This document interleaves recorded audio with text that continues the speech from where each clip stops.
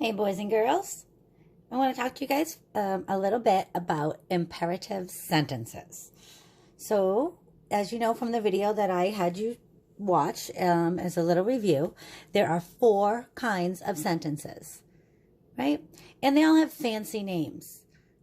And we know them all, but we might not know them by their fancy names, right? We talked about a telling sentence.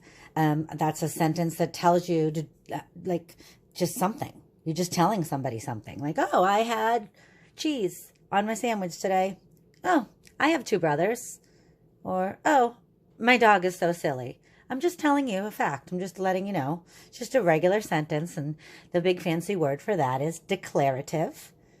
And then, of course, there's a question, right? We know questions because they end in question marks, and they're asking somebody something, so they're expecting an answer.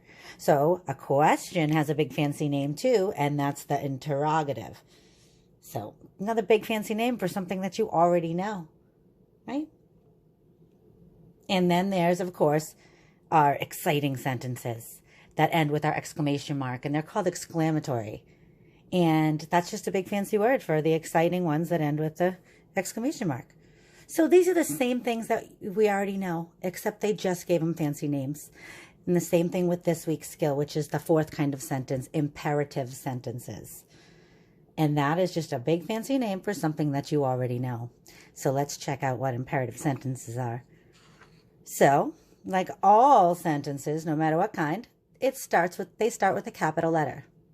Right? Remember Sentence Buddy? We know that. It ends with a period. Right? Not a question mark, not an exclamation. They're going to end with a period. And it tells someone to do something or not to do something. Like, don't touch that. Right? So you're telling someone to do something. Another word for that is a command. These are our command sentences. And it's not like, oh, I command you to pick up your book. We don't talk like that. But we will say, pick up your book, or pick up your book, please. And when we say things like that, we're using imperative sentences. So they are commands. They're telling somebody to do something. Okay, I'm going to move that a little bit, and let's do a little bit of practice. Please stop talking. What kind of sentence would that be? Well, there's no question mark. I'm not asking, so it's not an interrogative. I'm not telling you something. I'm telling you to do something or stop doing something. I'm giving a command. Please stop talking. That's an imperative sentence. Absolutely an imperative sentence. Right? Another example would be, tell me a story. I'm telling you to do something. Tell me a story. That is an imperative sentence. My birthday is soon. Do you need to do anything for that? Well, besides find me a present, of course.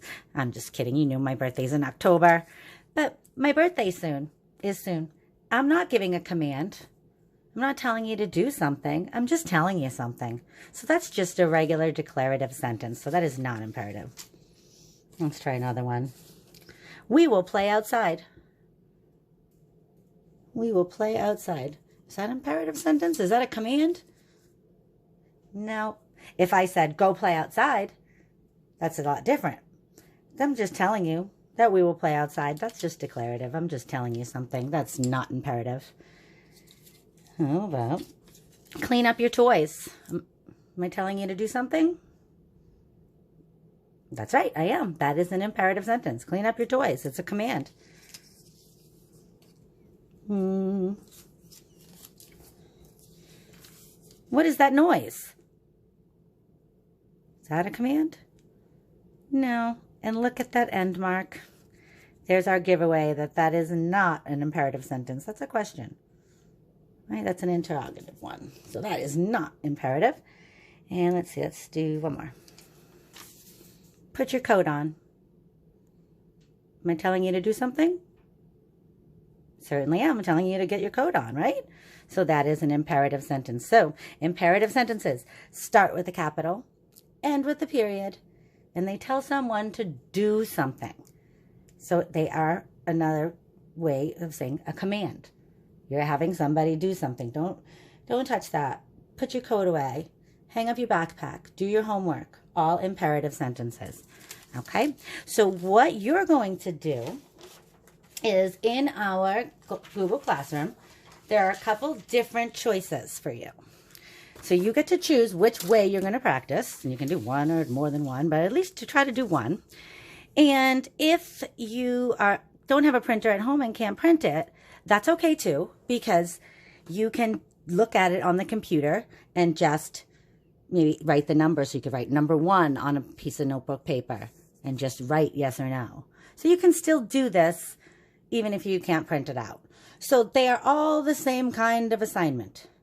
They want you to read the sentences and decide whether they're imperative or not. On this one, you would draw a smile beside the commands. So draw a smile beside the imperative sentence in this little box.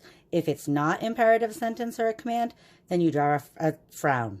So this one, you're drawing a happy or sad face. This one, you're reading the sentences and you're deciding if it's a command or not. So it's the same thing.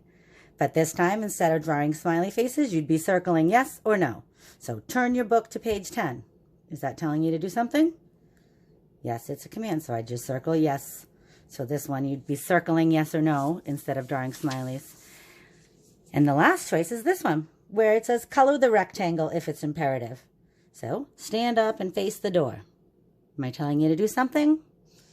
Yes, that's imperative. So I just color in this box. So they're all asking you to read the sentences and to decide, is it imperative or not? Is it a command or not? But this one, you color it if it is. This one, you circle yes if it is. And this one, you do happy or sad faces. So you can pick which one you want to do there. And then this is also in there for those of you that can print. And I'm going to show you what to do if you can't print it. But after you do some practice deciding whether things are imperative or not, you're going to write your own imperative sentences. So if you can print this, that's great. The directions are right at the top. You cut around the big dark line. And then you're going to cut the flaps. We're not going to cut the dotted line. We're going to cut, so we're going to make like a little flap book. I'm going to show you what to do if you do not have this. You get your piece of paper and you're just going to cut your own flaps. So you don't want to go all the way to the end, right? Because otherwise it won't be flaps. You'll just be having strips of paper. And it doesn't have to be perfect. You're just cutting it so that you have 4 flaps. And then you can just take another piece of paper or notebook and you're going to glue it right down. But you're going to glue it only on this side. Only on this side. You're going to put a little glue here because you want to be able to open the flaps. And you can even fold them back so that you make sure that you got them all right. So when you glue it, you're only gluing this strip. So this is stuck and these are all loose. Okay? And what you're going to do is on each flap, you're going to draw a picture. And you're going to draw a picture of a command on the front of the flap. Get another piece of paper, sorry. So here I might draw a picture of somebody putting their coat on. And when you lift the flap, you're going to write a sentence. And it's going to say, put your coat on. So underneath each flap, you're going to write your own command or imperative sentence. You're going to write your own, and you're going to illustrate it or draw a picture on the flap. Then you're going to write another one, wash the dishes. And you're going to draw a picture of somebody washing the dishes on the front. I might say, go to bed. And here I draw a picture of somebody going to bed. Right? So the directions are on the top of this if you're able to print it and use this. If not, any old paper will do, right? This is just so that you can practice writing your own commands and imperative sentences. So the first thing you're doing is practicing one of these, deciding whether it's imperative or not. After you do your practice, then you're going to make one of these so that you can practice making and writing your own commands. Okay?